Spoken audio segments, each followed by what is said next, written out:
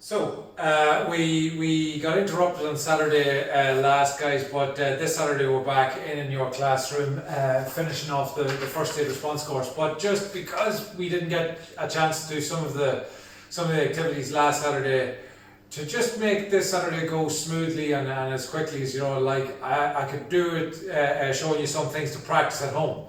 So these are all contained in this booklet you might have picked up at the actual crash.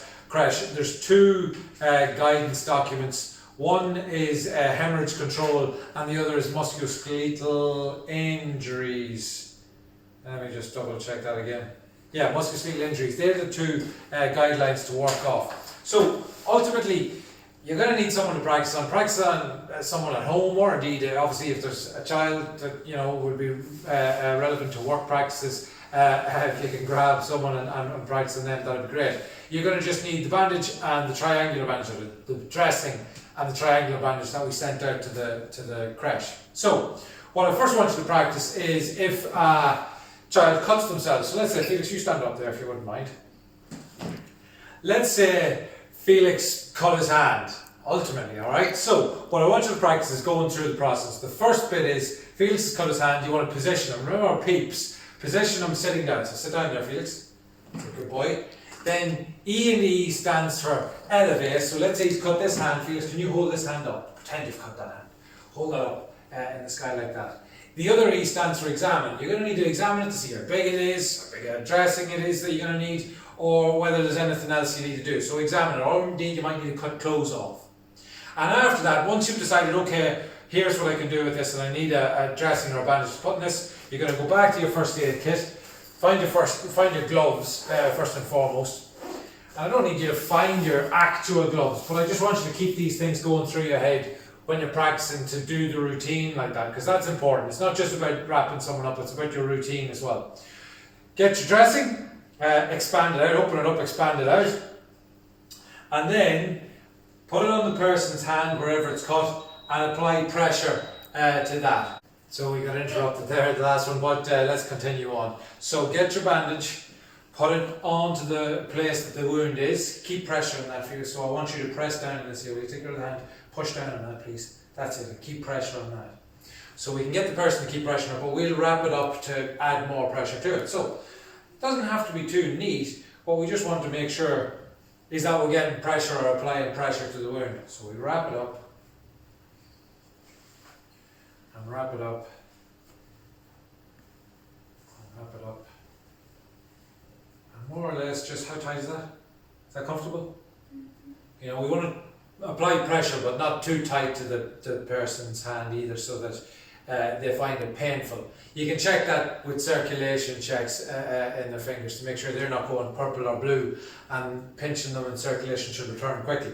So all I want you to do is practice the routine of going through a hemorrhage control or a wound dressing. After that, we get a triangular bandage. Let's say Felix is unfortunate enough to have fallen and put this hand out and has hurt his wrist or his arm somewhere. Might be broken, might not. Maybe you know it's broken because it's deformed or it's awkwardly set. But let's say he's just reporting pain and you want to put it in a sling before send them to the hospital or whatever else. So the sling is there to support. So let's say Felix has hurt this arm, he'd typically be holding that arm. So hold that arm, put that one there. So I want you just to practice applying your sling. The way you do that is slide it up underneath here. Extend that corner out like that. Right, what I need you to do is take this hand away, that's it, and come underneath like that. Now hold it again. Hold underneath there, that's it. Alright, and push him out a little bit. And take this up the other side. So once you have it in the right position, then just take up the strain so that his arm stays in the same place. So take up the strain, make sure it's not loose, and then tie it off around the person's back. Okay, thanks, Dad. Let's wait there, we have another one to go. It's possible to make it a wee bit more comfortable by just sit up there straight, buddy. Good stuff. Wrapping that in, twisting it up, and tucking it in there, and that should just make sure it gives extra support there. Now, let's say he's triply unfortunate, so he's hurt his hand, he's hurt this arm here, but we also maybe want to elevate that. You see the way he's holding it down there, that might what happen, but it's not good for the bleeding to stop. So we want that held up the waist. So there's another way of doing this bandage to help support Felix hold his hand up, or this could be if he has a shoulder injury as well. You could use a bandage in a different way, and it'll give you the practice at a second way of doing this. So, sit up there again, Felix, if you can hold this arm up like that. Right, what way do we do? Get our bandage here again. And there we are.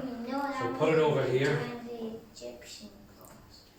And ask Felix to hold that there. I'll take this part of the bandage right around and underneath here. That's it. And the same thing, take up the strain in it there, and then once you have the right place to tie it off here at the back, tie it off here. You don't want to be tied up like this for you to see it.